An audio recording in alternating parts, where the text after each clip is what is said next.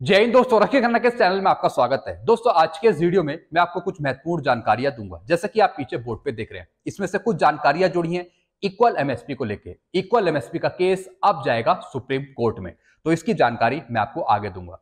कुछ और जानकारियां जुड़ी हैं नोशनल इंक्रीमेंट को लेके। डीओपीटी का अगला कदम क्या रहेगा नोशनल इंक्रीमेंट के बारे में। जैसा आपको पता है अगले महीने सुनवाई भी है, तो उसकी भी जानकारी मैं आपको आगे दूंगा। कुछ और जानकारियां जुड़ी हैं डीएडीआर के एरियर के बारे में। कुछ पेंशनर्स की प्रॉब्लम थी, तो उसका सोल्यूशन भी मैं आपको बताने वाला हूं इसी वीडियो में। कुछ और जानकारियां जुड़ी हैं अक्टूबर की पेंशन के बारे में, तो वो भी मैं आपको आगे बताऊंगा। कुछ और जानकारियां जुड़ी हैं ओआरओपी 3 के पीपीओ के बारे में, उसके भुगतान को लेकर, वो भी मैं आपको आगे बताऊंगा।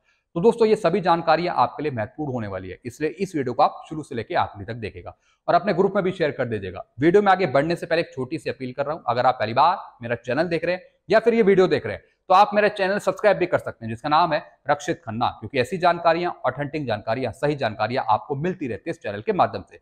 चलते हैं दोस्तों, आगे बढ़ते हैं। सबसे पहली जानकारी, इक्वल एमएसपी पर हुई सुनवाई 30/9/2024 का फाइनल जजमेंट आ गया है। दोस्तों जैसा आपको पता है 30/9/2024 को दिल्ली हाई कोर्ट में सुनवाई हुई थी इक्वल एमएसपी पर, लेकिन दोस्तों ये केस डिसमिस हो गया। जी हाँ दोस्तों, और इसका अब फाइनल ऑर्डर आ गया है, जजमेंट की कॉपी आ गई है। दोस्तों वीर बहादुर सिंह जी से मैंने बात करी थी इसके बारे में, उन्होंने बताया था कि जैसे ही दिल्ली हाई कोर्ट से फाइनल जजमेंट आ जाएगा इक्वल एमएसपी को लेकर, उसके बाद हम सुप्रीम कोर्ट में केस डालेंगे इक्वल एमएसपी को लेकर। तो दोस्तों अब वो वक्त आ चुका है। जी हाँ दोस्तों, जो वीर बहादुर सिंह जी की टीम है, हो सकता है कि अगले हफ्ते तक या फिर अगले महीने तक सुप्रीम कोर्ट में इक्वल एमएसपी का केस डाल दे। जी हाँ दोस्तों, तो दोस्तों अब उम्मीद बची है कि सुप्रीम कोर्ट से कुछ फैसला हो इक्वल एमएसपी को लेकर, क्योंकि दोस्तों हाई कोर्ट ने तो साफ डिसमिस कर दिया केस, उन्होंने कुछ नहीं सुना। तो अब उम्मीद टिकी है सुप्रीम कोर्ट में। दोस्तों इक्वल एमएसपी को लेकर मैं आपको कुछ चीजें समझाऊंगा। दोस्तों जितने भी पे कमीशन थे 6 सीपीसी 7 सीपीसी, उसमें आपकी इक्वल एमएसपी नहीं करी गई थी। जी हाँ दोस्तों, उसमें ओआर जेसीओस के जोखिम को सही से समझा ही नहीं, इस वजह से ऑफिसर्स को ज्यादा एमएसपी दे दी और ओआर जेसीओस को दे दिया सिर्फ 5200। दोस्तों 7 सीपीसी में आपकी 5200 एमएसपी करेगी, उससे पहले थी 2000। जब जब पे कमीशन आगे आएगा उस पे आपकी एमएसपी बढ़ेगी तो, लेकिन इक्वल एमएसपी नहीं होगी, आपको समान दर्जा नहीं दिया जाएगा ऑफिसर्स की एमएसपी के समान। तो दोस्तों ये प्रॉब्लम रहेगी जब भी आगे कोई नया पे कमीशन आएगा। दोस्तों मैं आपको दो तरीके बताऊंगा जिसके बेस पर आपकी एमएसपी इक्वल करी जा सकती है। एक तो पे कमीशन की रिपोर्ट को चेंज किया जाए एमएसपी के मामले में, उसमें यह बताया जाए कि जिसको सबसे ज्यादा जोखिम है उनको ज्यादा एमएसपी दी जाए, जिनको जोखिम नहीं है उनकी एमएसपी या तो कम या फिर एक लेवल तक करी जाए, लेकिन सबसे ज्यादा फायदा यहां पे एमएसपी ओआर जेसीओस को दिया जाए उनके जोखिम को देखते हुए। तो दोस्तों जो इंटरनल पॉलिसी है पे कमीशन की एमएसपी को लेकर, उसे चेंज करा जाना चाहिए।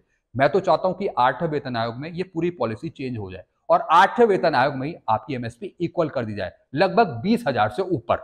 जी हाँ दोस्तों, तो सबसे पहले जो पॉलिसी मैटर है इक्वल एमएसपी को लेकर, दोस्तों वो डालने पड़ेंगे, वो समझने पड़ेंगे और वो चेंज भी करने पड़ेंगे जो शुरू से चलते आ रहे हैं, जिस बेस पर आपकी इक्वल एमएसपी अभी तक नहीं हो पाई है। तो दोस्तों पहला है पे कमीशन, और दोस्तों हम ऐसी उम्मीद करते हैं कि 8वां वेतन आयोग आए और उसी में आपकी एमएसपी एडजस्ट कर दी जाए, आपकी एमएसपी लगभग 20,000 से ऊपर बढ़ा दी जाए या फिर इक्वल करी जाए।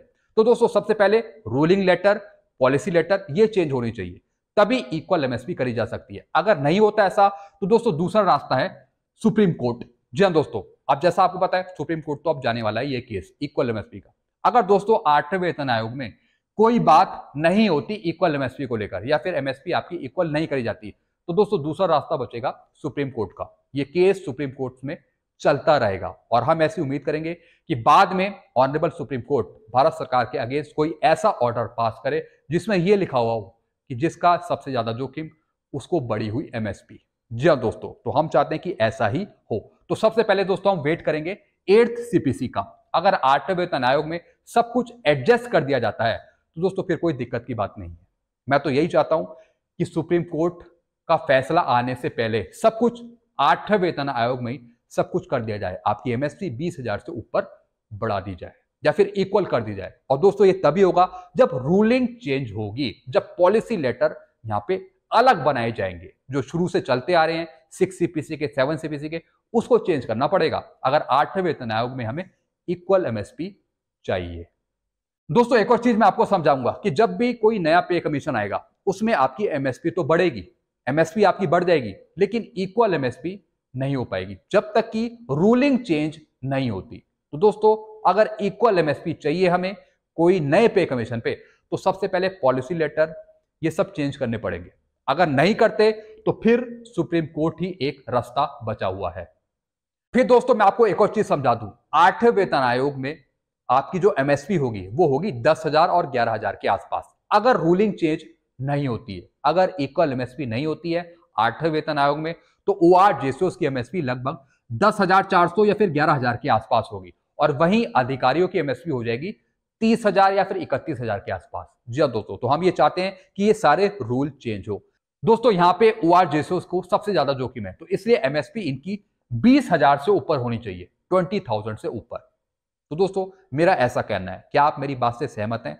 तो आप नीचे कमेंट करके जरूर बताइएगा।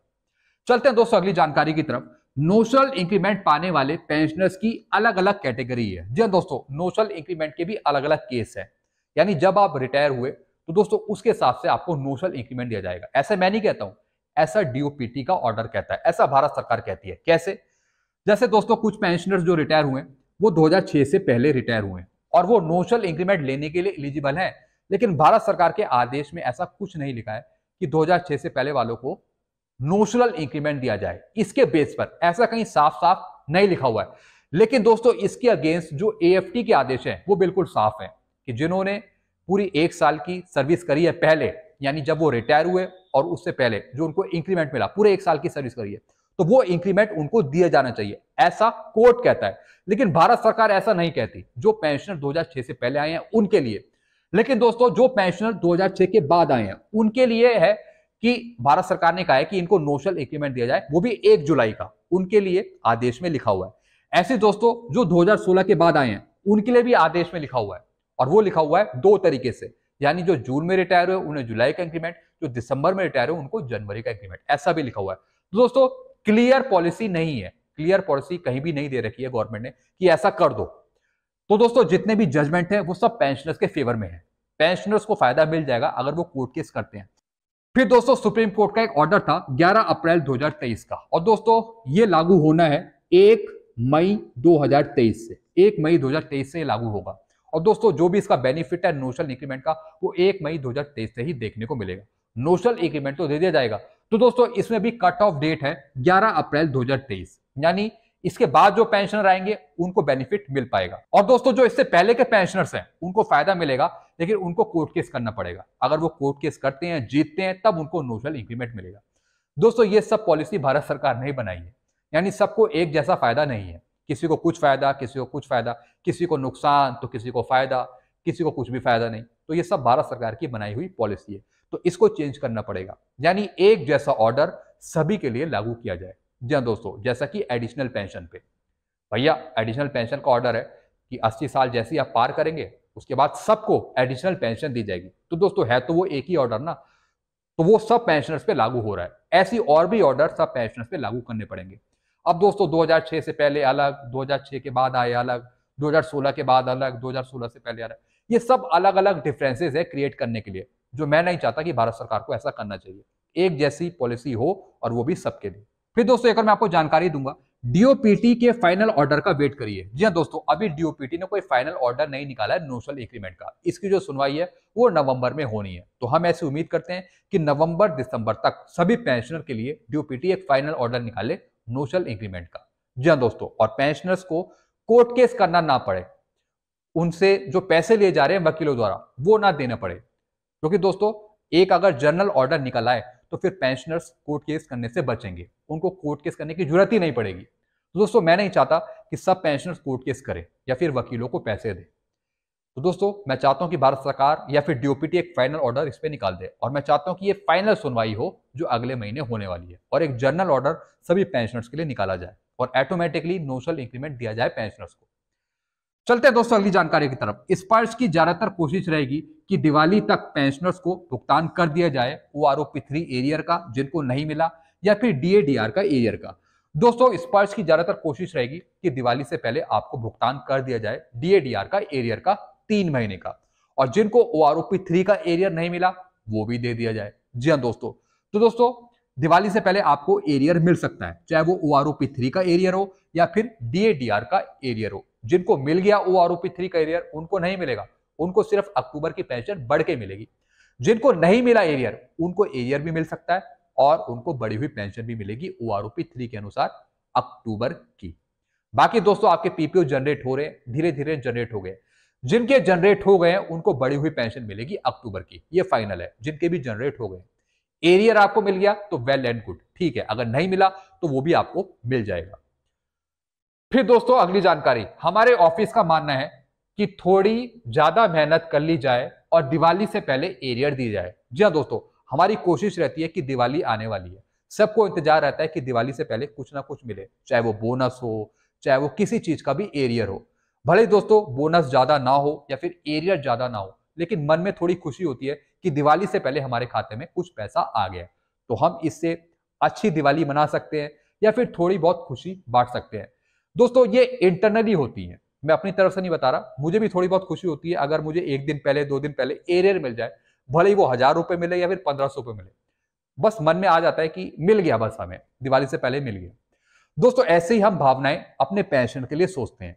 जो हमारे पेंशनर्स हैं, सिविल के पेंशनर्स हैं, हम यही चाहते हैं कि अब भारत सरकार ने घोषणा कर दी DADR की और 1-2 दिन बाद, 3-4 दिन बाद ऑर्डर आ ही जाएगा। तो क्यों ना हो हम थोड़ी और मेहनत करके हम ऐसी मेहनत करें कि पेंशनर्स को दिवाली से पहले एरियर मिल जाए DADR का। तो दोस्तों हम तो ऐसे लेके चलते हैं, हम मेहनत अच्छे तरीके से करना जानते हैं और हम चाहते हैं कि पेंशनर्स को दिवाली से पहले ही DADR का एरियर मिल जाए। ऐसा दोस्तों हमने करा भी है और हम कर भी रहे हैं। दोस्तों हम ऐसा करेंगे भी, जो हमारे पेंशनर्स है उनको दिवाली से पहले ही एरियर दे देंगे DADR का, और अक्टूबर की पेंशन उनको देंगे 53% DADR के साथ, जैसे मैंने आपको कल भी बताया। तो दोस्तों ऐसा कुछ ही डिपार्टमेंट सोचते हैं, कुछ ही डिपार्टमेंट। तो दोस्तों हम चाहते हैं कि स्पर्श भी ऐसा सोचे और दिवाली से पहले पेंशनर्स को DADR का एरियर दे दे। फिर दोस्तों अगली जानकारी, अक्टूबर की पेंशन ज्यादातर पेंशनर्स को बढ़ी हुई मिलेगी, ये मैंने आपको समझा दिया। जिनके भी कॉरिजेंटल पीपीओ इशू हो गए हैं, तो दोस्तों अक्टूबर की पेंशन उनको बढ़कर ही मिलेगी, बढ़कर मिलेगी उनको अक्टूबर की पेंशन OROP3 के अनुसार। ज्यादातर पेंशनर्स को दोस्तों बढ़ी हुई पेंशन मिलेगी अक्टूबर की। चलते हैं अगली जानकारी की तरफ। DR एरियर और OROP3 एरियर का भुगतान अलग होगा। जी हाँ दोस्तों, जो DADR का एरियर है वो आपको अलग मिलेगा, जो OROP3 का एरियर है वो आपको अलग मिलेगा। अगर आपको OROP3 का एरियर नहीं मिला है तो दोस्तों वो भी आपको कुछ दिन में मिल जाएगा, यानी दोनों एरियर का भुगतान आपको अलग अलग देखने को मिलेगा। दोस्तों काफी पेंशनर का सवाल रहता है कि DR का एरियर मिलने वाला है तो क्या उसका असर एडिशनल पेंशन पे भी मिलेगा। बिल्कुल दोस्तों, जिसकी एडिशनल पेंशन चल रही है उस पर भी असर पड़ता है, उसमें भी DADR इंक्लूड होता है एडिशनल पेंशन पे।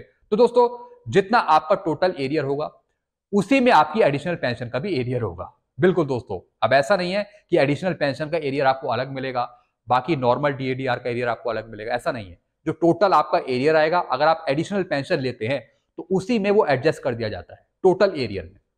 तो दोस्तों आई होप ये सारी जानकारी आपको समझ में आ होगी।